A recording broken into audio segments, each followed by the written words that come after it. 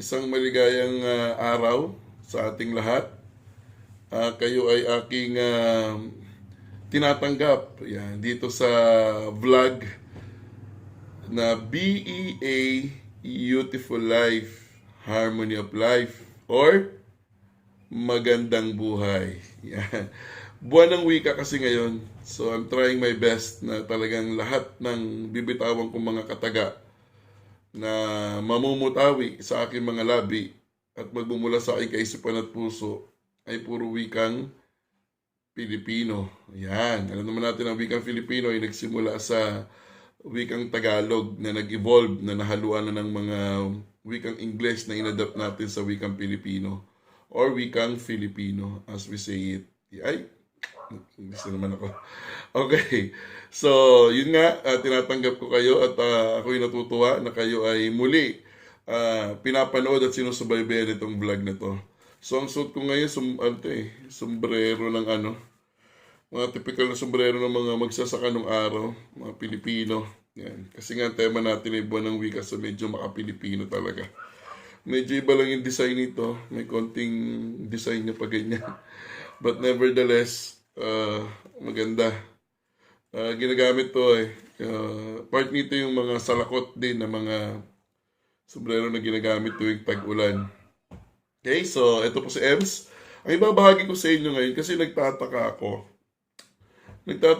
na bakit tuwing sineselebrate natin ang buwan ng wika, mula pa lang sa pamagat, buwan na ng wika, diba? Buwan ng wika. Bakit ang highlight ng mga event ay laging sayawan? Yan. Ang tinatawag na quote-and-quote interpretative dance. Yan, patungkol sa pagiging Pilipino. Pero ang ating pinagdiriwang wika. Wika ang ating pinagdiriwang. Pinagdidiriwang. Yan. Nakakalungkot na may mga ganong pananaw na parang ang tingin sa wikang buwan ng wika ay isang selebrasyon lang ng pagka-Pilipino. Pero ito ay isang selebrasyon sa wika na ginagamit natin bilang Pilipino. So ang ginawa ko, para ako din mismo ay medyo maliwanagan, so ang ginawa ko, nag-search ako, nagtingin-tingin ako ng mga basihan. Bakit nga ba tayo, bakit nga ba tayo tuwing may celebration ng buwan ng wika, nakapokus sa sayaw ang mga mag-aaral mula elementarya hanggang college. Ngayon nag-search ako, ngayon meron ako nakuhang idea, nakuhang impormasyon mula sa Kagawaran ng Komunikasyong Pilipino. Okay. Sabi rito sa impormasyon na nakuha ko,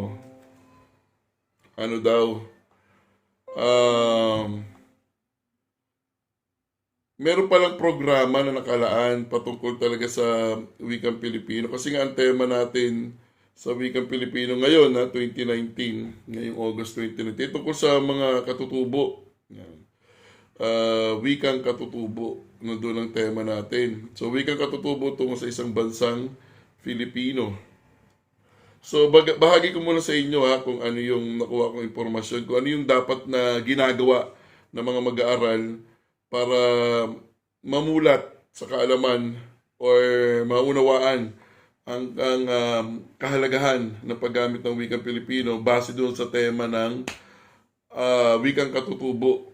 Yan, dapat doon parang sinasabi na dapat doon sa nagpo-focus yung mga activities or mga events na meron sa mga paaralan. So, ito yun, papakita ko sa inyo. Sasabihin ko pala sa inyo, rather.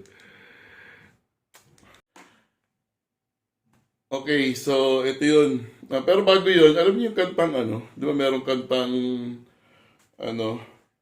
ako'y isang Pinoy, sa puso't diwa, Pinoy na isinilang sa aking bansa.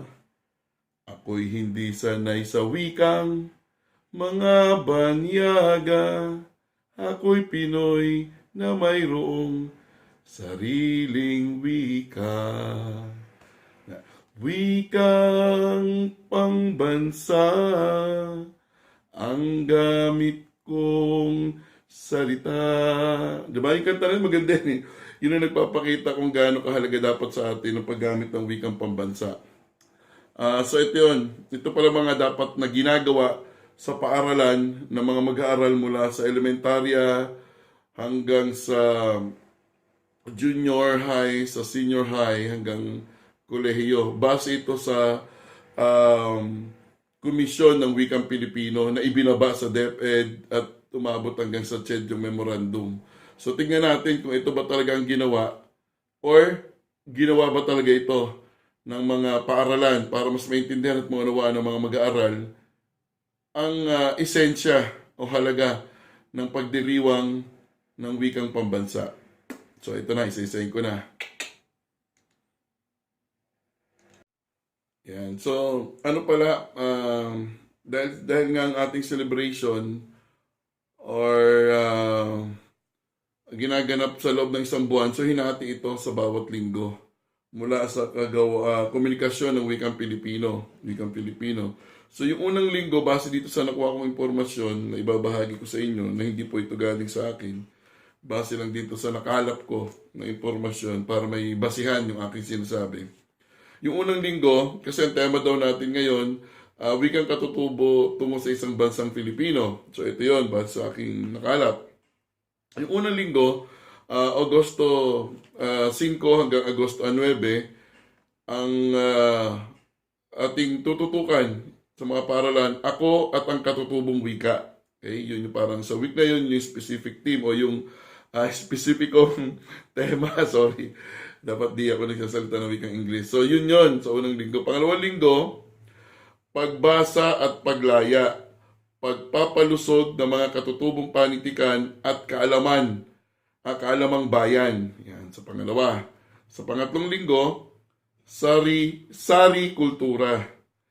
Multilingualismo at pag-uugnay para sa isang bansa. Yan, so sa paggamit na ng mga wika. And then sa ika-4 na linggo, which is the last, yung huling linggo, yung pangangalaga sa mga katutubong wika. Pangangalaga sa bansang Pilipino. So binaba itong memorandum na to o itong communication letter na to ng komunikasyon ng wikang Pilipino sa CHED, sa DepEd, sa DILG. Yan, binigyan sila ng kopya. Ngayon i-focus ako sa DepEd kasi ito ngayon madalas kong nakikita na post ngayon ng mga bata na patungkol sa paggunita or celebration nga ng wikang Filipino, yan, buwan ng wika, yan, pag-celebrate natin ng buwan ng wika. Sabi ng DepEd, so gumawa yung DepEd ng mga gagawin sa mga paaralan patungkol doon sa ibinaba ng kagawaran o komunikasyon ng wikang Pilipino, yung pinadala sa kanila.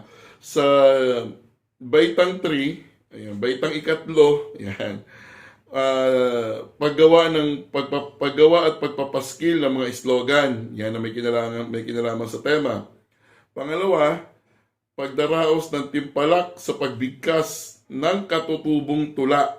So, katutubong tula. Yan ang sabi, katutubong tula.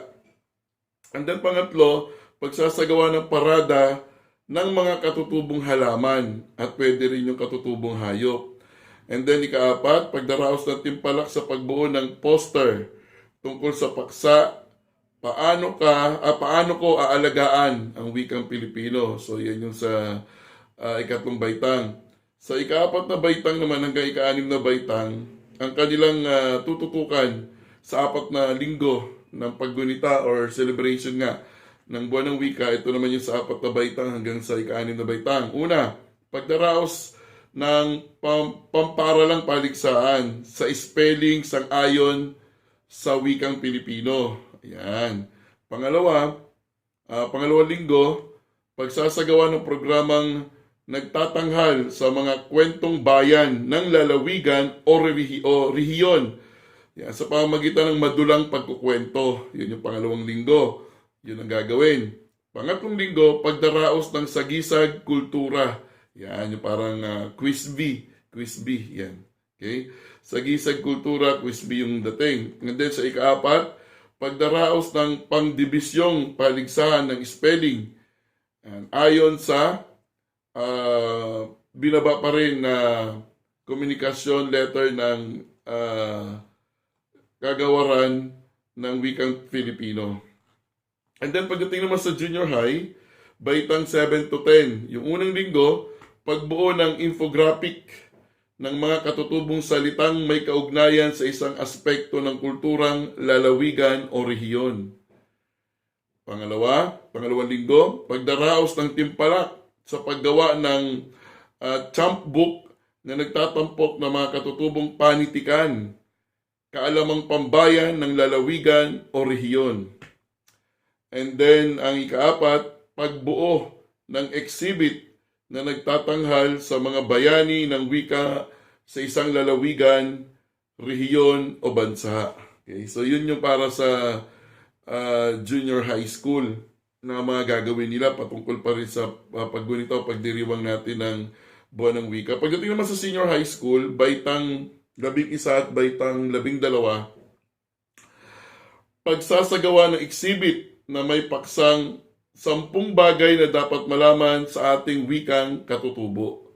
Pangalawang linggo, pagdaraos ng timpalak sa pagsulat ng kwento o tula gamit ang katutubong wika. Pangatlo, pagdaraos ng timpalak sa dagliang talumpati. At pang-apat, pagdaraos ng timpalak sa pagsasalin mula sa katutubong wika patungong Filipino o pagsalin mula sa Filipinong wika patungo sa katutubong wika. Yan. So yun daw dapat palang ginagawa ng mga bata. Pagdating naman sa college, yan mula sa CHED. Ang CHED gumawa din sila ng programa patungkol pa rin sa ibinabang letter ng Kagawaran ng Komunikasyong Pilipino. Una, pagdaraos ng forum. Yan, o talakayan tungkol sa katutubong wika. Pangalawa, tertulya sa pagbasa ng tula gamit ang katutubong wika. Talakayan ukol sa panitikang bayan ng mga rehiyon. And then, pagpapatibay ng patakarang pangwika sa mga universidad at kolehiyo. And then, finally, community outreach sa mga marginalized na pangkat ng etniko na kinabibilangan sa iyong bayan o lalawigan. So, kung nasaan yung college or university na yon, doon sila gagawa ng kanilang community outreach patungkol pa rin sa programa. So, ang tanong ko, ito ba talagang nangyari? At ito ba talagang naganap sa bawat paaralan o hindi? Kasi, ang naobserbahan ko sa lahat na nakikita ko mga post, puro sayaw. Pero ginugunita natin, wika. Ako lagi ko sinasabi na isa sa hindi ko nagugustuhan na programa ng K-12, yung hindi na-highlight o hindi nabibigyan ng pagkakataon, nabigyan ng halaga ang iba't ibang wika sa bansa. Katulad niyan, dito sa Olongapo, ang wikang ginagamit dito ay wikang English at wikang Filipino sa pagtuturo. Pero yung mga tao kaya sa loob ng classroom mga mag-aaral, alam kaya nila ang wikang Ilocano, ang wikang Kapampangan, ang wikang Cebuano, ang wikang Hiligaynon, yung mga kinikilala natin na 8 wika ng ating bansa, alam kaya nila makipag-communicate gamit ang mga wikang yon? O hindi? Yan yung madalas din natin sinasabi na nagiging turista ka sa sarili mong bayan. Kasi tayo mismo hindi natin alam gamitin yung mga wika ng ibang rehiyon. Kaya dapat, ako personally like ko sinasabi, na sana kasama sa curriculum ang pag-aaral ng iba't ibang wika ng bawat rehiyon. May nakasama, oo, pero hindi malalim ang pagtalakay dito. Halimbawa, ang grade 7, pwedeng Kapampangan sa isang curriculum, sa isang buong first grading kung paano makipag-communicate o makipag-usap sa wikang Kapampangan.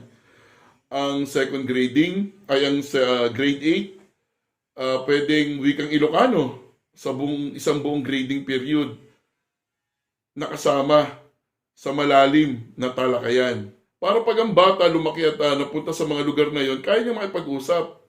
At hindi tayo nakahati sa mga wika. Nabubuo tayo sa mga wika na meron tayo. Yun yung parang gusto kong mangyari. Na hanggang ngayon, Ewan ko kung bakit nabuo yung K-12 natin sa Pilipinas na hindi man lang nabigyan ng halaga. Ang importansya na lahat ng Pilipino kaya magsalita ng 8 wika na kinikilala sa ating bansa. So, yun. So, meron akong nakita rin o na-research din na patungkol pa rin sa wikang Pilipino. Kasi sabi dito sa nakita ko, ang wikang Pilipino ay kinikilala bilang opisyal na wika ng ating bansa. So, yun yung wikang Filipino with the F. Yan. Na nagmula sa wikang Tagalog. At ito ay upang gawing isang pagkakakilanlan at may taguyod ang pagkapantay-pantay. Medyo mahirap talaga magsalita sa wika natin. Lalo na kung malalalim yung mga kataga. Pero dapat pag-aralan nating lahat ang wika. Ang wikang Pilipino ay siyang isinama sa curriculum ng sistema edukasyon sa bansa. Ngayon nilalam ko kung ano ba yung sinasabi ng wikang katutubo kasi yun yung tema ng pag-celebrate natin ng buwan ng wika ngayong buwan ng Agosto 2019. So, ang ibig sabihin pala ng wikang katutubo, ang wikang katutubo ay wikang nabuo mula sa mga katutubo, tribo o pangkat etniko tulad ng Tagalog at Waray-Waray. Sila yung mga example. At mga dayuhang wika na matagal ding sinalita ng mga Pilipino, katulad nga ng mga wikang Kastila, Ingles, na tinuturing na rin na wikang katutubo. So, yun pala yun. So, tama na dapat nagpo-focus tayo, nagbibigay tayo ng halaga sa paggamit ng mga wikang katutubo, katulad ng mga wika na ginagamit sa ibang rehiyon. Okay?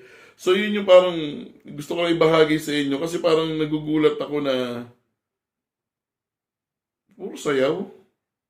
Bibili ng costume, mag-e-effort ang estudyante, ang magulang. Pero hindi naman yun ang sinasabi ng pag-celebrate. At doon nasisira ang pagiging Pilipino natin. At mas lalong hindi nararamdaman ng mga kabataan ang halaga ng pagiging Pilipino. Kasi mali at iba yung nakakarating sa kanila. Sayaw ng katutubo. Okay yun, walang problema doon. Pero ibang celebration yun. Ibang celebration yun. Merong celebration na ginaganap tungkol sa mga katutubong sayaw. Pero ang sineselebrate natin, pinagdiriwang natin, wika. Wikang Pilipino. So tanong, anong natutunan ng mga bata sa isang buong buwan na pag-celebrate o pagdiriwang ng buwan ng wika?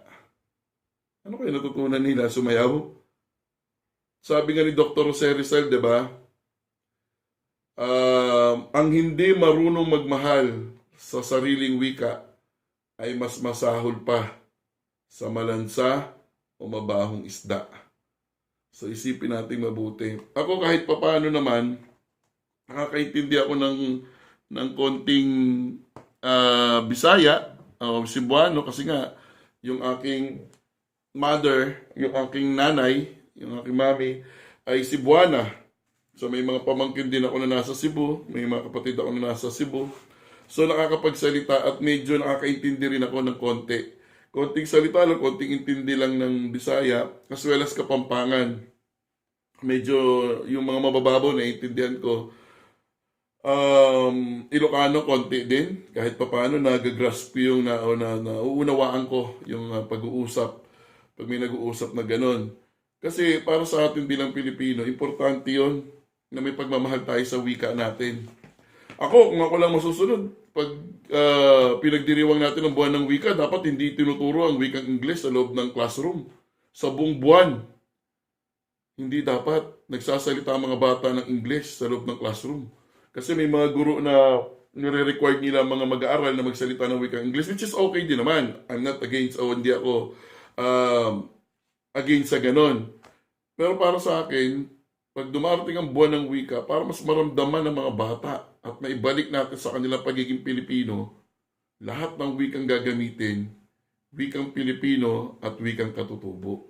Halimbawa, mas maganda sanang naisip na nung sa mga programa na halimbawa sa buong isang linggo or sa buong maghapon, ang isang grade 7 ay magsasalita ng wikang Ilocano lang. Ang grade 8 magsasalita ng wikang Kapampangan lang. Ang grade 9, wikang Cebuana. And then, ang grade 10, wikang Waray o Hiligaynon. O yung mga iba pang wika na kinikilala sa ating bansa. Pwede yun. Grade 6, pag-aaralan naman nila kung ano yung sinabi ng DepEd na dapat ginagawa. Mga etnikong halaman, sabi doon, na dapat makita yung mga katutubong halaman. So, medyo mababaw para sa akin. Mababaw ang ating pagganap ng pagdiriwang ng wikang Pilipino. Nakakalungkot. Hindi siya ganun kalalim. Kaya huwag tayo magtaka kung bakit maraming kabataan na mas gusto pa ang mga Koreano. Mas gusto pang kumanta ng mga Korean. Mas gusto pang Oppa! Kaysa maging Pilipino. So, I hope meron tayong natutunan sa binahagi ko sa inyo, ha? Please, kung may mali ako nabanggit dito, please do a comment. Lahat ng sinare ko sa inyo, ni-research ko lang din, hindi ko sa sariling kaalaman. Binahagi ko lang sa inyo base sa aking pagkakaintindi at pagkakaunawa. Kasi naniniwala ako na tayo mga Pilipino, kaya tayo hindi nagkakaisa most of the time, o madalas na hindi tayo nagkakaisa. Sorry nagbitaw na naman ako ng wikang English. Na madalas tayo hindi nagkakaisa, kasi nga tayo ay hati-hati. Hati-hati tayo. Hati-hati ang ating rehiyon, hati-hati ang ating wika, kanya-kanya tayo. 'Di ba minsan pag ikaw ay taga Manila at ikaw ay pumunta sa Boracay, let's say, o Boracay, or nagpunta ka ng Cebu, or namasyal ka sa Pampanga, 'di ba ang dating mo sa lugar na yan, turista? Para sa akin, mali. Hindi ka turista, bayan mo rin yun, Pilipinas mo rin yun 'Di ba? Huwag kang umarte na parang turista. Umarte ka na parang kabahagi ng kanilang kultura. Kasi Pilipino ka rin. Kaya mas maganda pag-aralan natin ang wika nila at kanilang kultura. Para hindi tayo nagiging turista sa sarili nating bayan. Diba? Tama naman, diba? Diba? So, yun po ang aking binahagi sa inyo tungkol sa pagdiriwang natin ng buwan ng wika. So, sana may mga natutunan kayo at medyo manaliwanagan kayo sa mga binahagi ko. Ang beautiful life, patungkol lang yan dyan. Inilalagay lang natin sa tamang pananaw yung mga sa tingin nating inaakala natin na yon. Minumulat lang natin ang kaisipan. Yun lang naman ako Minumulat ko lang ang kaisipan ng karamihan na nakikinig. Lalo na pag nakakausap kita personal. Mas lalo kong imumulat ang katotohanan base lang din kung paano kuminulat yung sarili ko. Yung tinatawag natin na open your mind. Umalis ka sa comfort zone. Sa ganung paraan, mas nararamdaman mo at mas na-appreciate mo ang ganda ng buhay. At naniniwala ako na pag naramdaman mo kung gaano kasarap ang buhay sa Pilipinas at kung paano maging Pilipino at mabuhay na isang Pilipino, malamang, mas lalo mong mamahalin ang bansang Pilipinas. So ito po muli si Ems. Tagalog tayo Pilipino. Ito po muli si Ems. I-like nyo lang, i-like nyo lang yung Facebook page ng Beautiful Life at yung YouTube channel na Beautiful Life din. Sa mga patuloy na sumusubaybay, maraming salamat. Maraming salamat sa mga patuloy na sumusubaybay at patuloy na sinishare yung mga vlogs na to. Sana i-share nyo kung sa tingin nyo nakatulong sa inyo ito or medyo masarap pag-usapan, share nyo to. Then invite nyo mga kaibigan nyo na i-like.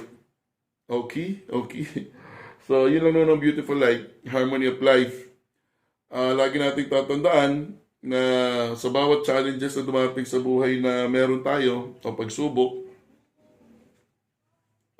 lang yun. Yun lang isipin mo. Lagyan mo ng salitang lang. Yan, para napakagaang dalhin. Pagsubok lang yan. Okay? So, lagi kang maging matibay sa bawat hamon sa takbo ng buhay mo sa araw-araw. Yan. So, ako po muli si Ems. Lagi nating tatandaan. English to pero hirapan akong Tagalogin. Kaya pagbigyan nyo na ako dito. We only die once, but we always live every day of our life. Sa Tagalog, sa Pilipino, isang beses ka lang mamamatay. Pero, araw-araw kang nabubuhay sa buhay na meron ka ngayon. I hope tama yung pagkakatranslate ko. We only die once, but we always live every day of our life. So be happy, stay positive in life, always smile, and share that wonderful smile. Okay? So, lagi natin tatandaan, ang sarap mabuhay. Mabuhay. Lalo na kung alam mo kung paano mabuhay. Si Emsto, kita-kits on my next vlog.